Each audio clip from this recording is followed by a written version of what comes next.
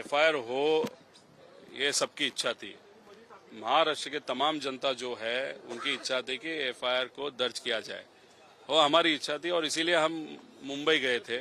मुंबई में 0 एफआईआर लिया नहीं गया तो हम बारामती गए, सीआईडी के पास गए, तीनों जगह पे हमारा एफआईआर लिया नहीं गया। FIR under rule 173 it is compulsory, लेकिन वो अधिकार मुझे या किसी को भी दादा के केस में यहाँ पे वो अधिकार इस्तेमाल करने का कहाँ पे भी परमिशन वहाँ पे नहीं मिला।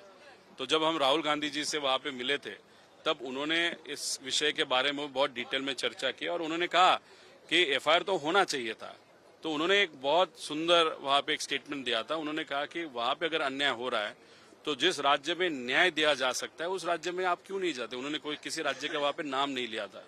तो हमने इस स्टेटमेंट के बारे में बहुत सोचने के बाद एक गवई साहब का जो एक इंसिडेंस हुआ था, उनके ऊपर किसी ने शूज फेंके थे, तो शूज फेंकने के बाद महाराष्ट्र में बहुत बड़ा आंदोलन वहां पे हुआ था। लोगों ने यहाँ पे 0 एफआईआर शू फेंकने वाले पे करने की कोशिश की थी। महाराष्ट्र में अलाउ नहीं हुआ था, लेकिन कहाँ पे अलाउ हुआ था तो कर्नाटका में हुआ था। इसीलिए उस विषय को ध्यान में रखते हुए वहां पे न्याय मिल सकता है, इसलिए मैं खुद वहां पे गया था। वहां पे मेरा एफआईआर लिया, अभी वो ट्रांसफर भी वहां पे हुआ है।